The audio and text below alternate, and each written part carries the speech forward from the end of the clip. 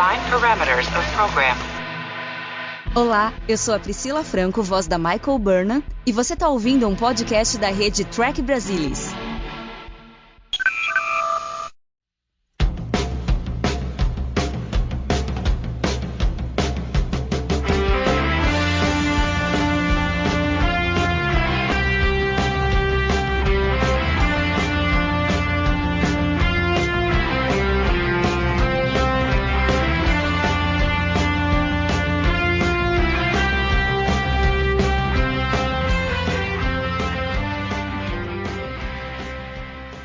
Olá, pessoal! Sejam bem-vindos ao Balde do Odo, o podcast da rede do Trek Brasilis para falar tudo sobre Jornada nas Estrelas Deep Space Nine, a melhor série do universo de Star Trek. E hoje nós vamos falar sobre o 10º episódio da primeira temporada, Denagos. E hoje estão aqui comigo o Luiz Castanheira e o Alexandre Bortolucci. Boa noite, meninos. Boa noite, Mariana. Boa noite, Alexandre. Boa noite a todos aí, os que participam com a gente aqui no podcast e os que estão ouvindo. Bom, hoje a gente tem um avanço aqui nesse episódio, porque a gente tem um diretor super prolífico no universo de Jornada nas Estrelas, que é o David Livingston. Então eu acho que vai ser interessante falar sobre isso. Só passando aqui rapidinho, ele dirigiu 2 episódios da Nova Geração, 17 de Deep Space Nine, esse foi o primeiro que ele dirigiu, depois mais 28 de Voyager e 15 de Enterprise. Então, ao contrário do nosso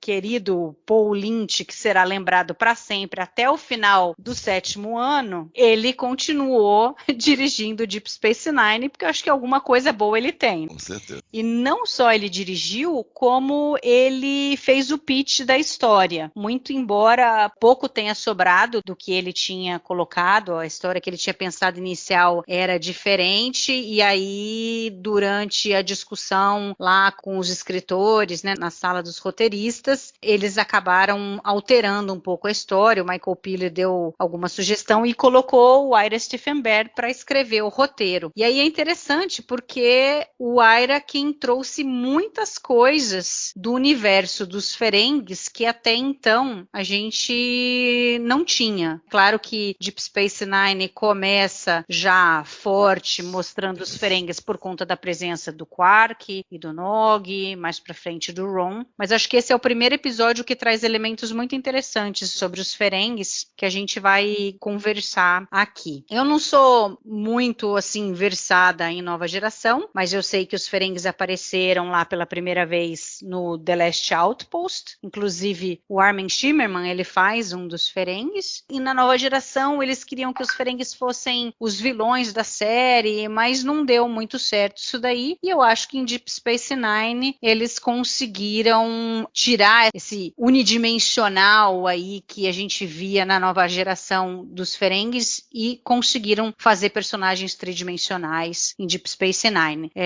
Você concorda com isso, Castanha? É curioso você lembrar a Nova Geração, porque eles de fato foram, digamos, concebidos para serem os vilões, ao menos no primeiro momento da Nova Geração. E parece incrível a gente falar isso em 2022, mas o arqui-inimigo do Capitão Picard, no primeiro momento, era um Ferengue. Parece inacreditável, né? Mas o grande arqui-inimigo dele, o grande rival, era um Ferengue. Ou seja, não somente foram introduzidos como vilões no Last Outpost, mas tinha uma história pregressa do personagem principal envolvendo Ferengues, que eventualmente foi retomada na 7ª temporada, ou seja, vilanescos, mas e não foram esquecidos como tal. Antes de falar do episódio, após assistir, falar do David Livingston eventualmente também, nesse primeiro momento só queria falar uma coisa, porque o Ira Behr meio que refundou os Ferengues com esse episódio. Então, de certa maneira, o que foi feito em termos de refundação dos Ferengues é até maior do que o episódio. Então, é incrível a gente terminar Deep Space Nine, terminar até Voyager, né?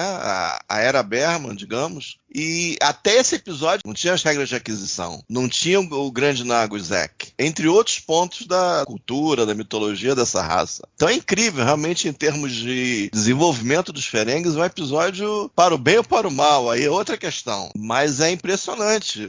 Caramba, não tinha regra de aquisição antes. A coisa de uma autoridade, de um benemérito, uma pessoa famosa, Ferengue, morrer e ser dissecado naquelas coisinhas e basicamente fatias do corpo ali, desidratado, e vender para ganhar um dinheirinho no velório do defunto. Esse tipo de coisa nasceu nesse episódio. É realmente impressionante. E do episódio em si, eu vou falar rapidinho para não tomar muito tempo. Vendo o episódio após muito... Esse eu não vi há muito tempo. Com certeza eu não vi há muito tempo. Eu acho que é meio aquela consistência de marshmallow derretido, é aquela coisa meio inofensiva, de maneira geral. Tem a coisa, referências ao Poderoso Chefão, que são interessantes, a gente pode falar mais daqui a pouco. Mas a história em si, o que é apresentado, é aquela coisa meio inofensiva, bastante inofensiva. As duas histórias têm essa consistência relativamente inofensiva, mas tem duas coisas legais. Uma é o David Livingston começando a dirigir DS9, isso tem muita repercussão, e a outra foi o Ira Behr refundando os Ferengues. Então acho que essas duas coisas meio que fazem esse episódio ser mais importante do que bom. Queria colocar isso na mesa também. Não, exatamente. Acho que a parte fundamental do episódio é essa, né? A história realmente, ela é ali uma coisa simples, tal. A gente tem, na realidade, duas histórias, né? Que é, vamos dizer, a história A, que é focada mesmo nos Ferengues, o Grande Nagus chegando na estação. De certa maneira, as duas são sobre os Ferengues. É isso, porque o conservadorismo e Nog, o né? progressivismo, digamos. Né? Duas faces aí da sociedade, digamos. E eu acho que essa história B, ela também tem coisas muito importantes do desenvolvimento do personagem do Nog, da relação dele com o Jake, da relação do Sisko com o Jake, que continua caminhando, né? É muito interessante. Ale, Castanha já mencionou, e eu sei que você é uma pessoa que gosta bastante de cinema, então o que ele já falou que tem muita coisa do Poderoso Chefão nele, né? Chegou a ver um pouco sobre isso, quando você assistiu, você reconheceu isso daí? Porque eu vou dizer que eu não reconheci, né? Eu só agora lendo no Memória Alpha sobre o episódio que eu vi que tinham essas referências sobre o Poderoso Chefão, e que inclusive eles, na sala de roteiristas, conversaram sobre, não, vamos fazer um episódio que tenha coisas sobre o Poderoso Chefão. Então, sim, eu percebi, né? Na verdade, o Poderoso Chefão, para mim, enfim, para minha família, é um filme, vamos dizer assim, importante. Né? Eu comecei a assistir o Poderoso Chefão muito cedo, por volta aí de uns 10, 11 anos, por causa do meu pai. Né? A gente tem descendência italiana, meu pai é uma pessoa que sempre gostou bastante de cinema, e enfim, o Poderoso Chefão, para ele, é como se fosse quase um filme familiar. Então ele assistia o Poderoso Chefão com alguma frequência, enfim, pelo menos umas 2 vezes por ano, e eu acabava assistindo junto com ele quando criança. E quando apareceu, né, aquela alusão lá impagável no episódio, eu percebi na hora, porque, enfim, faz uma alusão à primeira cena do Poderoso Chefão, né? Então eles fazem ali aqui uma alusão praticamente literal, né? O Quark ali, como se fosse fazendo o papel do padrinho, né? Do Marlon Brando. O cenário está bem caracterizado, né? Porque fica parecido a janela ao fundo ali, das costas do Quark ali, com aquela persiana, né? Na horizontal. Tem aquela mesa de escritório, o posicionamento do ângulo da câmera também, filmando o Nava ali. O Quark fazendo carinho ali num bichinho, num pet, né? Assim como o Marlon Brando faz no gatinho, bizarro, né? Bizarro. E os próprios gestos, né? E maneirismos, né? Porque o Quark tá com a mão assim na têmpora, na lateral da cabeça, assim, no início da cena, assim como o Marlon Brando tá. Então, assim, é uma cena, assim, pra mim foi muito interessante, né? Que eles tiveram a coragem de fazer. Embora, enfim, né, a motivação seja ali, basicamente, criar ali uma cena de humor, né, um escape de humor ali, eu achei muito interessante. Me diverti com essa cena, pela condução que eles fazem, né, porque o Quark, o diálogo é praticamente igual, né, o Quark reclamando ali, enfim, né, que o Nava não foi lá falar ele como amigo, não fez questão da amizade dele, não demonstra respeito, e aí o desfecho da cena é um desfecho Ferengue mesmo, né? Então achei muito interessante eles terem encaixado isso, porque, como vocês já disseram, o episódio é despretensioso, super leve, né, divertido, mas não é nada mais do que isso, né, olhando pelo lado da história. Mas se a gente for levar em consideração de fato essas situações que o Luiz colocou, é um episódio importante, né? Na verdade, uma reclassificação, como o Luiz já colocou, dos Ferengues, mas tem muita coisa que vai se manter ali para a cronologia da Deep Space Nine, né? E para o resto de Star Trek como um todo. A visão dos Ferengues. Existe até uma mudança também na caracterização do personagem Ron, que a própria voz dele, enfim, fizeram algumas mudanças ali que foram importantes para o restante da série. A própria relação aí colocada, né, do Jake ali com o Nog, e eu concordo com o Luiz, né? O episódio pode não ser inesquecível do ponto de vista de história, enfim, mas é um episódio muito importante não só para Deep Space Nine, mas também para a Jornada nas Estrelas. A cena do Poderoso Chefão é a primeira cena que ele tá falando com o Bonacera, né? Exatamente. No escritório do padrinho. Exatamente. Então, tem várias coisas. Tem o zoom, né, que seria pro Bonacera, é aquele Ferengue que você falou o nome, eu esqueci. Ele mexendo com, ao invés de mexer com o gato, ele tá mexendo com aquela criatura, que eu não sei se é um animatrônico ou se é só um boneco, eu acabei ficando em dúvida. Não acho que seja um brinquedo. A minha opinião é que alguém tava com um braço ali, entendeu? Porque tem umas coisas tampando. O fantoche. Como se fosse um fantoche, como se fosse um fantoche, porque o fantoche vira, né? Depois que o Quark sai da mesa, vai dar a volta na mesa. Não é muito bem feito, você percebe que não é nenhuma maravilha, né? Não é. Mas ele vira, né? Ele vira a cabeça, né? Se é que tem uma cabeça, aquele bicho parece um ornitorrinco, sei lá, um tamanduá ali pequeno, né? Ele vira a cabeça quando o Quark sai da mesa. Tem uma virada quase de 180 graus ali. Então, pra mim, era o braço de alguém ali. E em cima da mesa tem algumas coisas que estão atrapalhando a visão. Exatamente, eu acho que é pra isso, pra dar esse, entendeu?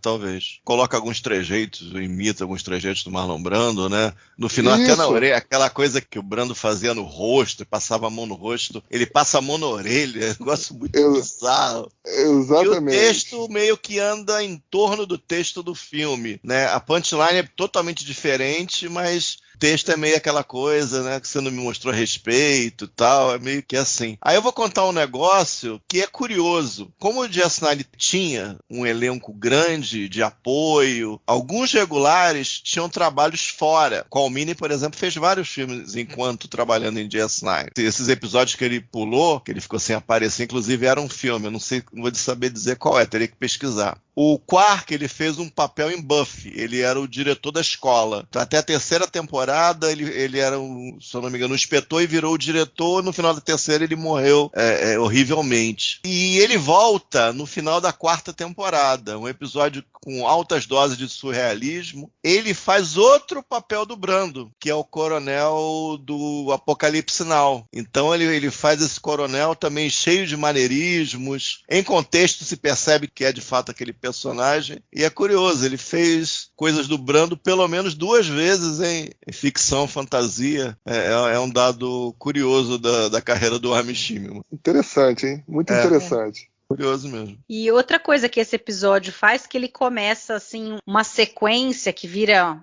uma coisa característica da série, da gente ter esses episódios ferengues, né, em todas as temporadas. A gente tem aí às vezes 2, 3...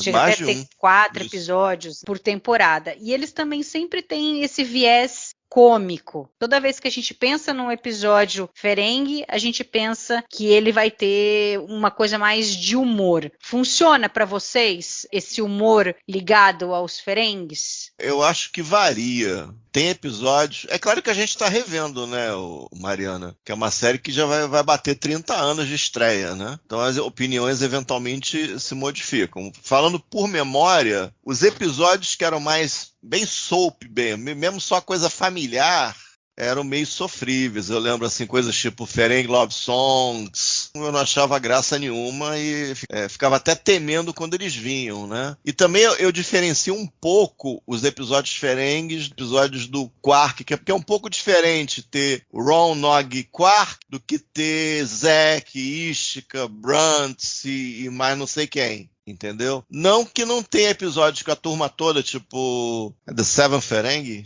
da sexta temporada, que eu acho até legal. Acho que The Seven Ferengi. Depois eu lembro o nome exato. Aquele da sexta temporada, que tem a ferengada inteira, que eles vão resgatar a mãe do Quark lá, que tá pra ir trocar por aquele Vorta que eles tinham aprisionado e tal. A lembrança que eu tenho é essa. Então vamos projetar. Eu tenho a impressão que aqueles que se restringirem mais à crítica do capitalismo, eu acho que esses vão estar em melhor forma do que os outros, porque realmente tem isca, a coisa super ferengue, super familiar, eu lembro que era meio complicado. Entendeu? Então não sei como é que esses episódios envelheceram. Eu tenho uma lembrança boa assim do The Little Green Man, que eu achava um episódio interessante, eu gostava.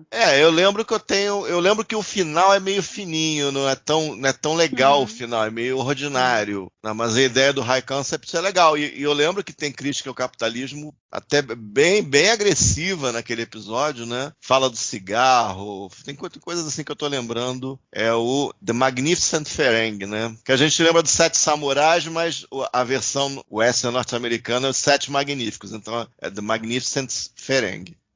Eu acho que chega a ter 7 ferengues no episódio. Ou seja, ferengada geral. Existe uma variedade. Tem episódio que é basicamente o Quark. Tem episódio que é basicamente o Quark, o Ron e o Nog. E tem episódio que envolve o Zack e a Isca, porque eles passam a namorar. Então, em certos momentos é um pouco complicado, entendeu? Então, é só a gente ver de novo e ver como é que ficou, né? Como é que esses episódios desenvolveram. Porque a ideia é uma crítica, né? Os alienígenas de Star Trek somos nós, né? Então, os ferengues são, digamos, uma sátira ao capitalismo bem selvagem, de baixíssimo nível, quase anarcocapitalista, necrocapitalista. Então, como aqueles do episódio Babel, né? Então, se for por aí, eu imagino que dê para levar bem. Mas a coisa mais familiar, eu estou temendo que possa ter trepidações. Eu acho que os episódios ferengues, a partir desse aqui, acho que sempre foram produzidos, de fato, para não serem levados a sério, né? Então... Sim. Eu acho que a gente, assim, tem que partir desse pressuposto quando começa a assistir, né?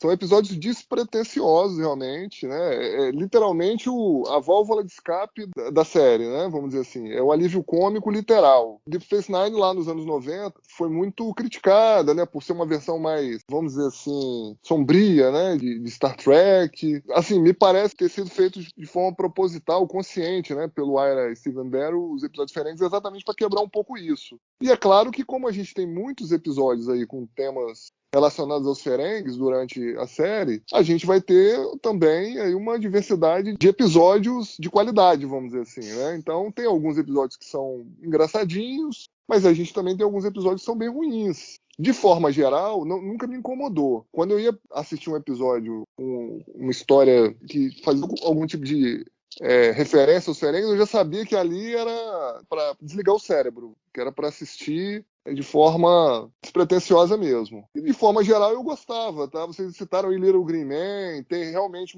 o Luiz já deu spoilers aí, né? Então vamos lá. O que eu lembro que é sério, relativamente sério, é o Business as Usual, da 5ª temporada. Que o Quark tá vendendo armas, né? Esse é relativamente sério, mas de modo geral é alívio cômico mesmo. A intenção era essa mesmo. Então, tem uma passagem em Little Green Man que eu gosto muito, que ele faz uma crítica sobre o cigarro, tá? Sim. Os caras estão comprando veneno, pô, se os caras compram veneno para usar, eu posso vender qualquer coisa. Né? Verdade. Então, assim, tem algumas passagens que são realmente incríveis, impagáveis, que a gente lembra, né? Acaba lembrando com carinho, como a gente fez agora aqui com o episódio Ferengue lá da... Eu não lembro, é 4ª temporada, Luiz? O Little Green Man? Little Green Man, sim, 4ª temporada. Então, assim, eu acho que a gente tem que, como eu disse, relativizar os episódios Ferengues em si, né? Eles não foram feitos para serem levados totalmente a sério. E se você for assistir com isso em mente, você vai se divertir. Pelo menos um pouco você vai se divertir, como esse aqui. Porque assim, não sei, na minha visão a gente fica imaginando que alguns episódios ferengues estão no hall aí dos piores, fica parecendo que toda vez que tem um episódio Ferengi, ele tá mais abaixo do que o resto, né? Mas o Aira disse que na visão dele, da relação que ele tinha com os fãs, do feedback que ele tinha, na realidade era uma minoria que não gostava dos episódios Ferengis. Então é interessante ver isso daí. Nas bolhas que eu acompanhava na época, geralmente as pessoas não gostavam. Mas parece que a produção tinha um feedback que eram episódios relativamente bem aceitos. Agora, a história B, que a gente tem a relação do Nog com o Jake, os pais não estão muito contentes com essa amizade ainda, né? Isso vem aí desde o início. A gente vê mais, na realidade, isso na visão do Sisko, e é interessante que ele e o Jake têm uma conversa muito boa, que o Jake fala para ele, não, mas você estava super animado com o primeiro contato, porque você acha importante o contato com outras culturas, que a gente deve fazer amizade e tal, né? E o Sisko fala, não, eu acredito nisso e fico feliz que você também acredite nisso. Mas ele diz assim, não, mas os valores dos humanos e dos Ferengi são muito diferentes. E que eles nunca foram capazes de formar uma ligação aí e tal, mais profunda. E aí é legal que ele fala isso, mas a amizade do Jake e do Nog transcendeu isso daí. E depois, no final, o Sisko, na realidade, fica super orgulhoso do Jake, porque ele tinha um certo medo do que eles ficavam fazendo o dia inteiro e tal. E no fim, o Jake estava lá ensinando o Nog a ler. Vocês querem comentar um pouco sobre essa história? Eu acho legal também falar da relação do Jake com o Sisko, né? Quem é pai, mãe, sabe como é ter que lidar com adolescente. Até, Ale, você pode começar você aí por essa parte, porque, né, o O'Brien fala, não, né, você tem que cortar a amizade dos dois, tal, e o Sisko fala, não, se eu fizer o Jake escolher entre eu e o Nog, eu posso perder ele, né, não posso arriscar, tenho que lidar de maneira diferente com isso. Então, eu particularmente gosto, né, dessas questões mundanas que Deep Space Nine apresenta. Eu já comentei isso em podcasts anteriores, né? Para mim, a história B desse episódio é vencedora, o relacionamento de amizade lá entre o Jake e o Nog, né? Porque a gente precisa levar em consideração que existe um preconceito bilateral ali, né? É dos humanos com os Ferengis e vice-versa, né? Porque ali tá todo mundo contra, vamos dizer assim, a amizade dos dois, né? O Sisko tá recebendo o conselho do O'Brien para cortar a amizade e o Rom lá tá recebendo o conselho do Zek lá, né? Do Grande Nagus lá para também cortar qualquer tipo de relação que tenha com os humanos, né? E rola todo tipo de comentário infeliz, dos dois lados, inclusive, nessa relação lá de amizade entre os dois meninos lá. E mesmo assim, né, contra tudo e contra todos ali, amizade e empatia, assim, verdadeiras, né, que eles têm entre eles ali, falaram mais alto e a amizade entre eles ali prosperou e a gente vai acompanhar isso até o final da série. Eu também gosto dessa preocupação, né? Realmente transparece ser genuína, né? Da dúvida do Sisko ali em relação ao Jake, a amizade dele ali com o Nog. E como você já colocou, né, Mari? Para quem tem filho adolescente, né? Como nós, né? As cenas são tocantes ali. Pelo menos para mim foi, né? Que o Sisko vai atrás do filho, né? Para saber, pô, onde é que tá meu filho? Será que ele tá aprontando alguma coisa por causa daquele garoto Ferengi? E quando ele entra lá na área de carga e vê que o filho está ensinando o amigo a aprender a ler ali, para mim foi super tocante, né? E no final ainda, quando ele, né, vai lá, endossa e libera a amizade dos dois ali, dá um abraço ali, faz um carinho no Jake no Promedade, né? E termina o episódio fazendo aquela cara de orgulho, né? Tipo assim, pô, preciso confiar mais no meu filho, né? Eu preciso confiar na educação que eu dei pro meu filho. Mas isso nunca é fácil, né, para um pai. Confiar cegamente na educação que deu, né? Você, assim, até tenta, né? Mas tem uma coisa mais forte que você que sempre faz com que você fique com, né, o pé um pouco atrás, né? Pô, quem é essa amizade aí que tá se relacionando com meu filho, esse rapaz, essa moça, enfim. Eu acho muito tocante, tá? Essa história B aí desse episódio. Acho que eles acertaram em cheio. E a gente vai ver, né, no restante da série que prosperou bastante, né, a amizade. Eles, sem querer dar muitos spoilers aqui, a relação do Jake com o Nog só vai se fortalecer e com o próprio Sisko, né? O Sisko vai meio que, entre aspas, ali, ser padrinho, né, do Nog. Então, eu acho que é muito interessante essa história B. Pra mim foi muito tocante. Eu acho que quem tem filho adolescente aí consegue se ver na pele do Sisko ali facilmente. Foi muito genuíno mesmo ali. As reações do Sisko, a história que foi construída em torno dele desse episódio. Para mim, uma das fortalezas para mim do episódio é essa trama B aí. E é engraçado a Dax, né? Chega lá e fala, não, eu fui pai 3 vezes, mãe 2 vezes, mas não sei se eu acertei em nenhuma delas, né? Quer dizer, ou seja, não adianta quantas vezes você seja pai ou mãe, você sempre vai ter dúvida em como lidar com as situações, né? O Nog, eu gosto de brincar que é meio Star Trek conto de fadas, né? Todo o arco da vida dele, né? E também pensar em termos de talvez não exista personagem que mais se desenvolveu em Star Trek do que o Nog. Sob a perspectiva do Sisko, é meio pesado, porque ele conheceu o Nog roubando, saqueando a estação ali, toda abandonada, cometendo pequenos furtos. Então é uma coisa um pouco chocante o filho dele se relacionar justo com aquele Ferengue, né? E nessa coisa do conto de fada, nessa coisa de mudanças, de possibilidades, é que existe essa história. Faz muito sentido, né? Soa muito real. Tanto a relação entre os atores, né? A química dos atores do Sir Lofton, do Warren Eisenberg, durante toda a série. E, obviamente, a relação dos dois Siscos pelos atores, né? Que tem a química familiar, basicamente. E o texto é aquela coisa hiper, ultra mundana, mas que tem muita verdade. Eu só tenho uma dúvida, eu sempre tive essa dúvida, eu fico pensando, será que o Nog realmente não sabia ler, ou ele não sabia ler o padrão federado? Às vezes eu fico pensando que se é realmente isso, ou se o Ferengue médio ele realmente não lê, ou existe esse mérito, ou a coisa é meio... Eu tenho uma teoria. Não se entra nesse detalhe, ou é mais uma metáfora que não dá para tratar de maneira mais direta, mais concreta, uma coisa mais metafórica, não sei. Eu tenho uma teoria de que, de fato, enfim, ele deve ter algum problema de aprendizado que foi usado especificamente para gerar ali o drama para esse episódio, tá?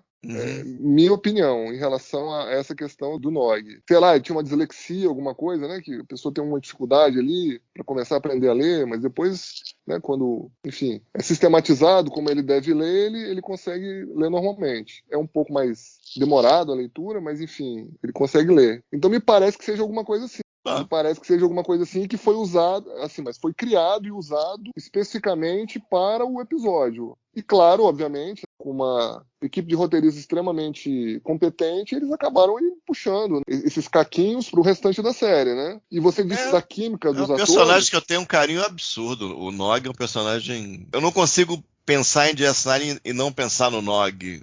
É nesse nível que eu penso no Nog. Se você pensa toda a série, é muito difícil não pensar no Nog em termos de desenvolvimento de personagem. É aquela coisa, às vezes é um pouco Star Trek conto de fadas, como eu falo. Tem partes que são comoventes mesmo, se você pensa a respeito. É bem legal.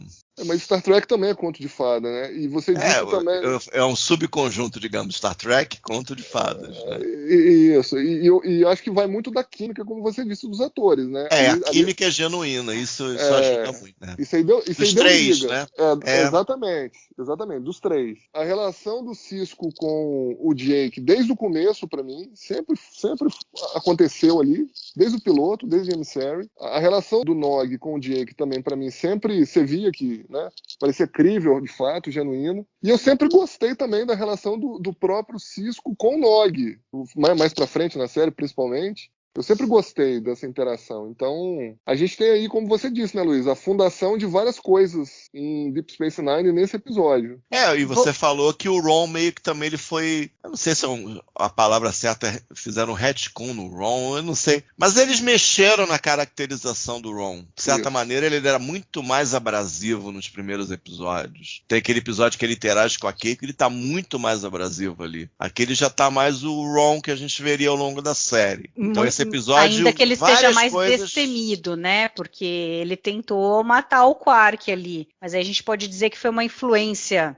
do Krax, ele é meio talvez, cabeça oca, né, o Ron? Ele é meio cabecinha de vento, Mas é só voltando um passinho atrás que o Ale estava falando, né, da teoria sobre o Nog não saber ler e tal, vamos lembrar que os Ferengues não vão para a escola. Não. Então, eles só conseguem aprender a ler, por exemplo, se alguém dentro de casa ensiná-los. Mas parece que eles meio assim, jogam na vida e vai aprendendo. Então, eu não sei o quão importante para eles é aprender ali a linguagem, muito embora se eles trabalham com comércio, com venda, se tem coisa de contrato, contato. Então é meio esquisito pensar que eles não vão aprender a ler e escrever. Mas talvez realmente acho que faz mais sentido ele ter uma dificuldade ali de aprendizagem e como não tem escola nem nada, só foi aparecer isso daí a hora que ele começou a ir na escola mesmo, né?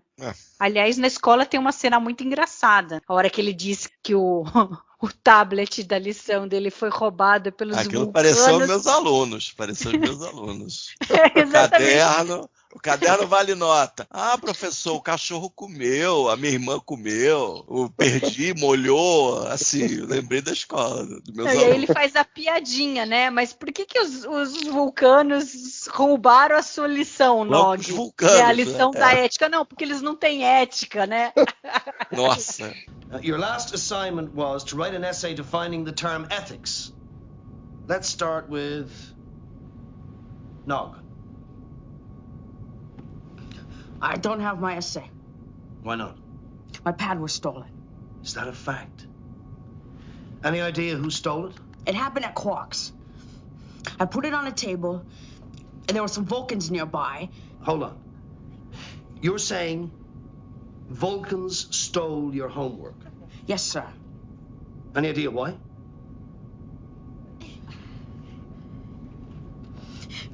Because they don't have ethics? Aí no final tem o payoff, né? Na realidade tá lembrando dos vulcanos, mas porque a vulcana era bonita, ele ficou mexido quando a vulcana passou. O payoff foi no final. Aí ele lembrou a vulcano, vou inventar uma história aqui com os vulcanos. E é engraçado, eu vi no Memory Alpha também, no topo daquele quadrinho do O'Brien, tem aqueles alienígenas do Catspaw, da série clássica, aqueles alienígenas pequenininhos, né? Que aparecem só no final do episódio. Eu esqueci o nome deles. Tem no topo do quadro do O'Brien. Tem os pingos também, né? Ali naquele quadro, né? Os pingos, tem os pingos. Isso. É bacana. Essa cena é realmente interessante, engraçadinha. Na verdade, acho que o Nog, em vez dele fazer o exercício, ele ficou lá, né, olhando a vulcana passar, esqueceu de fazer o exercício. Não, a vulcana pegou, que não tá. Putz, não tem ética. Tá bom. Mas eu acho que já tinha a ver com essa questão dele não ler, tal, ou será que ele escrevia, mas não lia? Ele já tinha alguma dificuldade, né? Eu não sei bem aí. Desenvolver é aquilo que eu falo, às vezes eu não sei bem como é que o concreto disso aí funciona. Será que a Kiki não percebeu nada para falar alguma coisa com o Ron? Ou eles não tiveram interesse em trabalhar esse tipo de história? Essa coisa da dificuldade de aprendizado, eu acho que me satisfaz mais do que o analfabetismo por si. Faz mais sentido para mim. E o O'Brien e a Kira não dão porrada no Ferengi, tipo assim, preconceito total. A Kira guarda as louças. E o O'Brien tem que afastar o Jake do Nog, assim, tipo, não tem erro. A Federação. O O'Brien, principalmente, que é da frota, não, afasta logo. Não tem erro, não. Nem pense duas vezes. E por outro lado, a gente tem o Odo, que, embora ele não queira demonstrar, ele tem, assim, parece que ele tá com uma preocupação genuína pelo Quark, né? Principalmente a hora que explode a bomba. O Quark ia dançar. Era tipo um dronezinho, sei lá. O negócio era meio perigoso mesmo, aquilo era sofisticado. Aí o Odo ficou meio assustado. De forma geral, eu acho que o núcleo, o Ferengi ali, né, do episódio funcionou bem, né? Principalmente o Nagus, né? O grande Nagus Zek ali, o Wallace. É um ator querido, né? Tem filmes que eu gosto com ele. É um cara super gente boa. E a risada dele é um negócio tão absurdo que eu acabo achando engraçado. Porque é um negócio tão absurdo que não tem sentido nenhum aquela risada maluca dele, que eu me vi rindo hoje no episódio. Que eu falei, não é possível esse troço. Não é possível.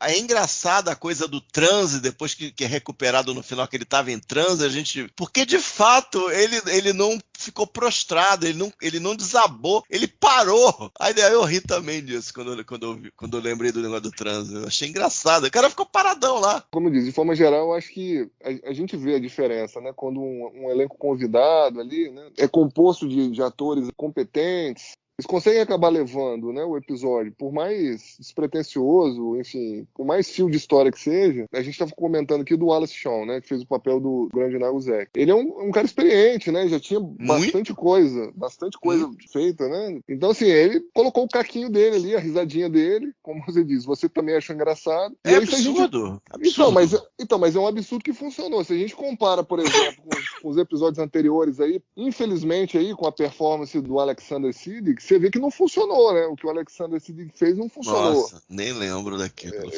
Então, e o que o Wallace Shawn fez funcionou. Mas não é só ele, né? A gente tem aí também o Krax ali, o ator chama Lou Wagner também, foi bem. O próprio Grau ali, na hora de ameaçar o Quark, também, o Lee Allenberg, o nome do ator. De forma geral, eu gostei da performance do elenco convidado. Eu gosto também da maquiagem, tá? A maquiagem ali do servo, né? Do Grande Nagus, o Marradu, o Piriano, né? Aquelas rugas ali, enfim, bem interessante. Acho que a própria maquiagem do Grande Nagusek, esquisitíssima, né? Aquele lóbulo dele mole, pendurado, aquele monte de... Tem os pelos, né? Os pelos brancos na orelha. Saindo da orelha. Que Nossa! Que desgraça, gente.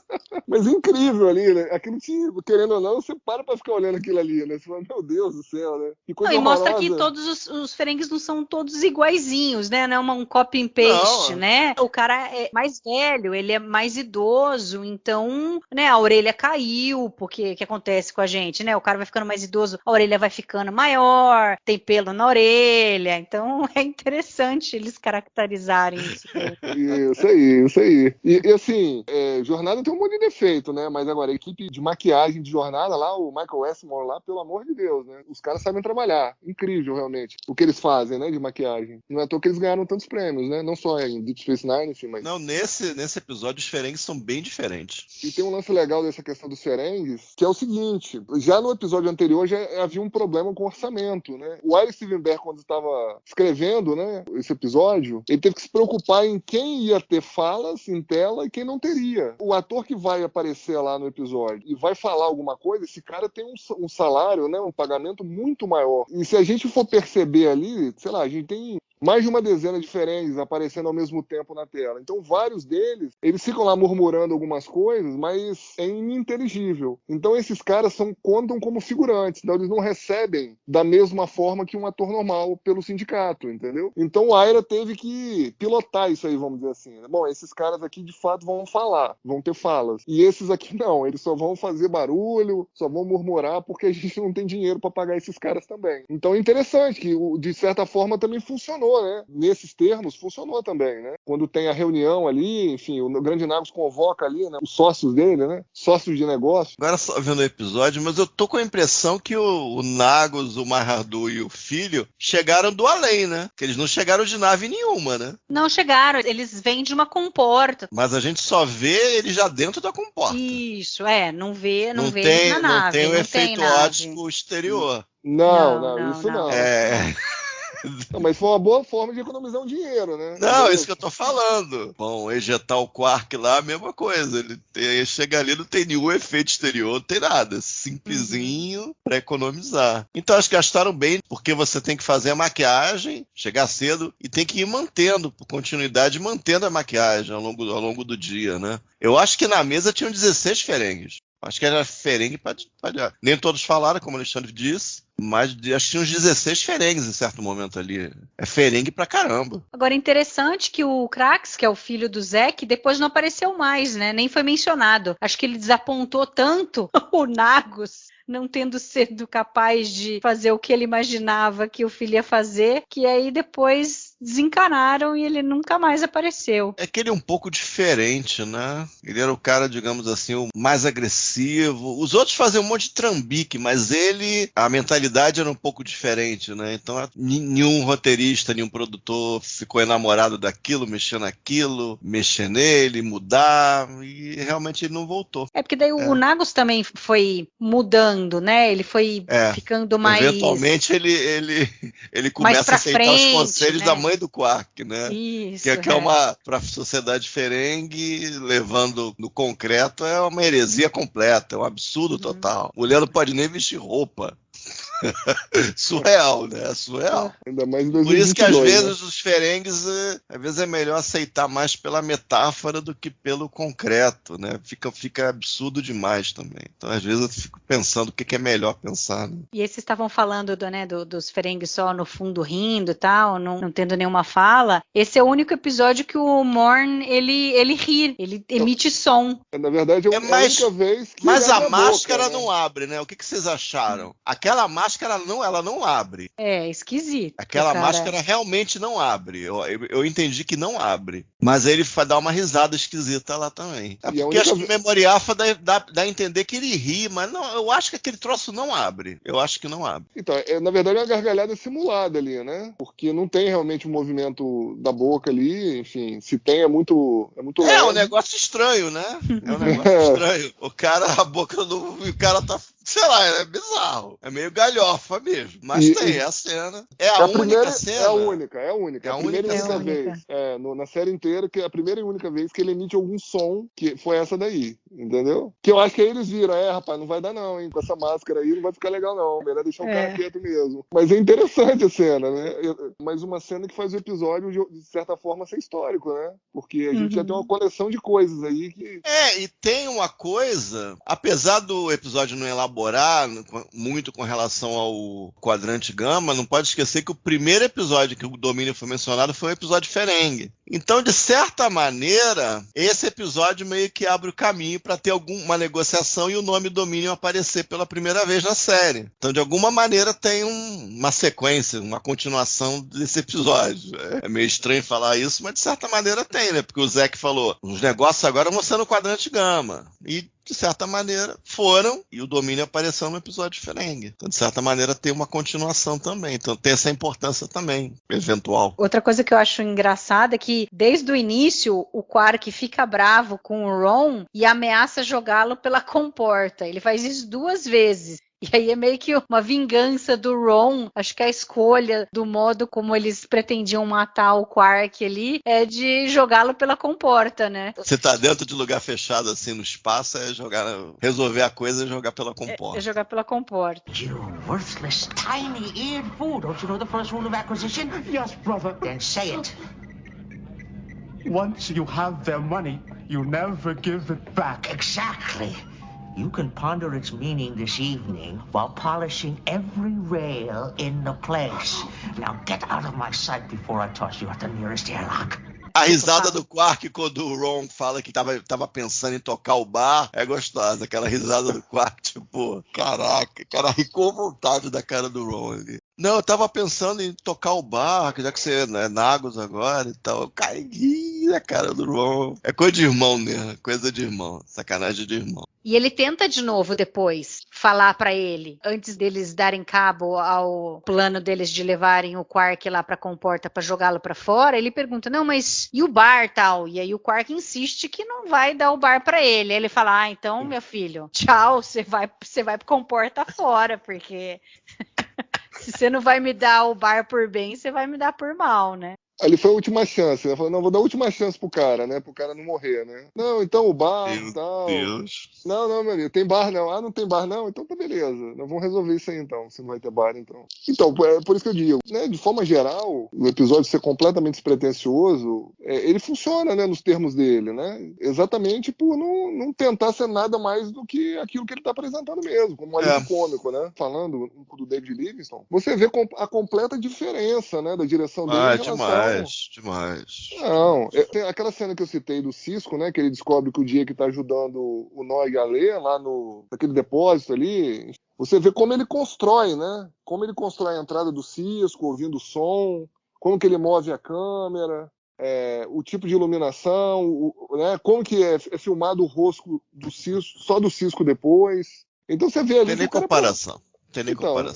O Lynch Meu Deus, gente. Então, a própria caracterização... É outra série. Aquela alusão à cena do Poderoso Chefão também, como ela é filmada, entendeu? Então, você vê que é literalmente assim, bom, se você der um roteiro, pelo menos razoável, na mão de um cara minimamente competente, alguma coisa vai sair. Porque tinha coração ali na escrita, entendeu? Sempre teve. Deep Space Nine sempre teve coração na escrita. É claro que os caras não vão acertar 100% das vezes, mas também não vão errar. O número tanto de episódios é excessivo.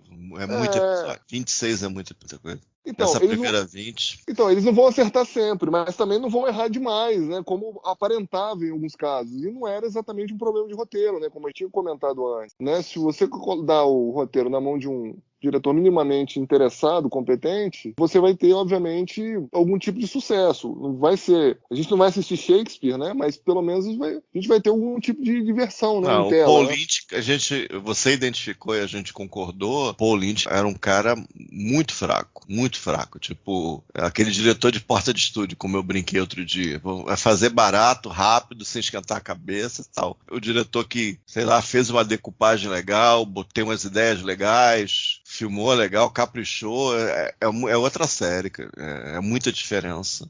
Uma coisa do Poderoso Chefão, o diretor de fotografia do Poderoso Chefão era um cara chamado Gordon Willis, um grande diretor de fotografia na Nova Hollywood. Então ele tinha o apelido de Mestre da Escuridão, ou algo assim. E ele usava pouca luz. Então nesse episódio tem cenas que é engraçado, parece uma referência mesmo. Tem cenas muito escuras, tipo quando o Quark vai falar com o Zack e tal. Se um dia a gente tiver DS9 em alta resolução mesmo, esse é um episódio que vai ser muito interessante de reassistir, porque eu acho que tem uma fotografia bem boa, que está um pouco escondida por causa da baixa resolução. E tem ideias, assinaturas, pode até colocar assim, do David Levinson, que ele vai retomando ao longo dos episódios, que é bem legal, né? Como a Mariana falou, foi o cara que mais dirigiu, eventualmente, né? Foi o cara que mais dirigiu na Era Bergman, em número de episódios. Então foi um cara muito importante. E ele foi produtor desde o primeiro episódio da Nova Geração. Ele participou de tudo da Era Bergman, literalmente. Cada episódio tem o nome dele. Então é um cara muito importante ali até pra história daquela era, né? E tem grandes episódios de DS9 de outras séries que ele dirigiu e com certeza a gente vai falar mais nele. Acho que ele naturalmente. dirigiu The Visitor, é isso? Não The lembro, eu passei... Visitor.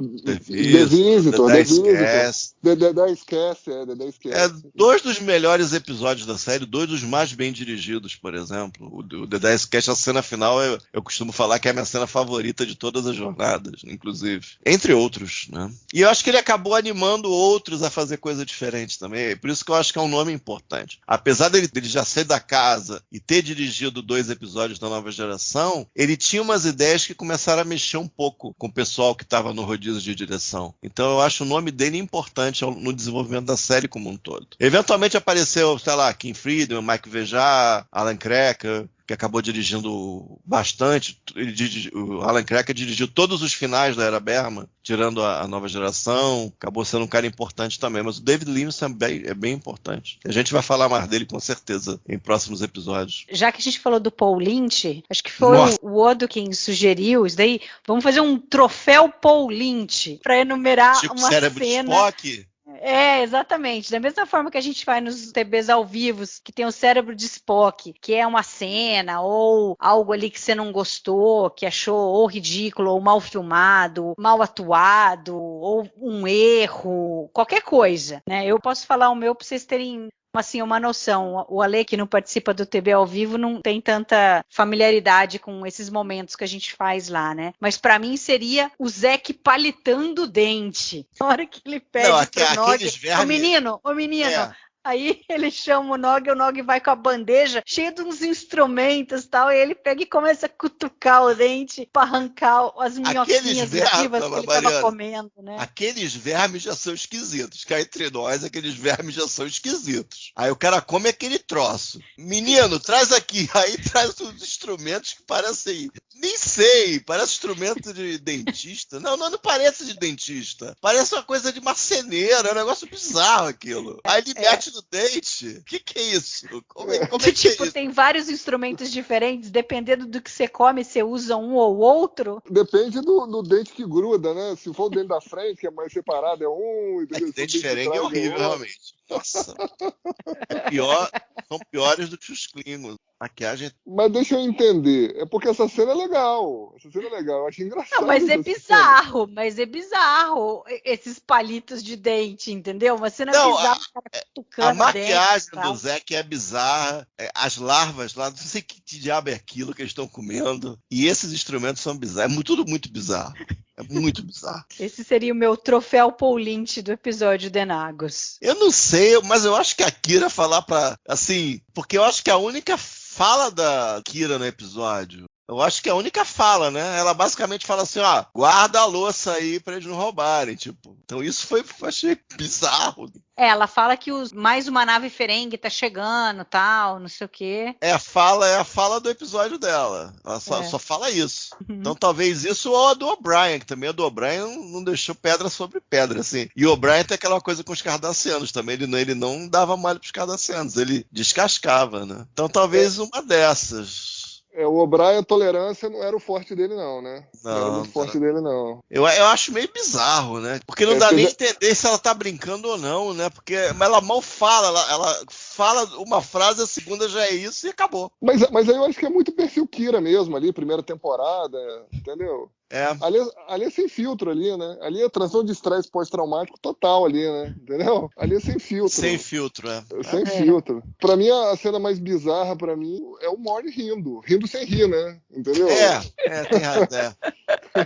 É bem bizarro. Essa aí é terrível mesmo. Essa aí é terrível. Entendeu? Isso aí podia ter filmado ele de lado, sei lá, entendeu? Esquisito ali com aquela máscara ali, né? Sei lá. Com certeza. Sei quem teve essa ideia Se a boca não...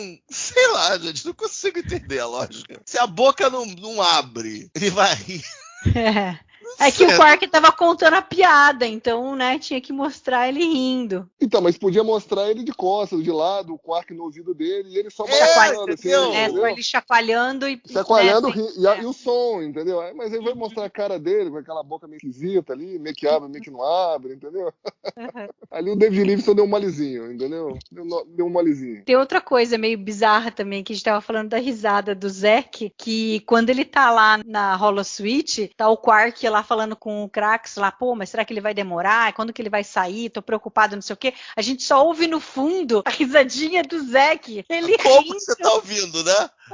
Como é que você tá lá fechado no holodeck. Mas, Luiz, você tem mais alguma coisa para falar do episódio? Não, acho que não. Ele é maior que ele é mais importante do que bom, talvez.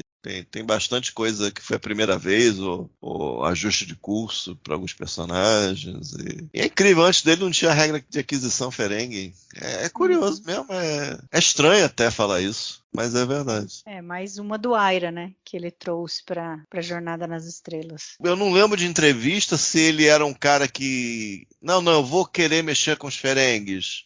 Não, o Michael Piller falou, você vai escrever esse episódio, né? É seu. Não, é seu, mas ele refundou os Ferengues, basicamente. E depois de escrever o livrinho das regras de aquisição, eventualmente a maioria dos episódios Ferengues foi ele que escreveu, foi coautor pelo menos. Então eu nunca vi perguntar para ele, pô, você queria realmente falar tanto dos Ferengues? Você era fascinado pela ideia? Foi acidental? Você foi fazendo o que tinha que fazer? Tinha alguém que precisava fazer? Que é curioso mesmo, ele meio que virou o pai dos novos Ferengues, digamos assim. Acho que no início foi meio acidental, acabou caindo no colo dele. E aí ele acabou ficando meio que o pai da criança. Retomando os Ferengues, que foram crescendo em número, né, ao longo da série. Mas é isso, acho que tinha que falar.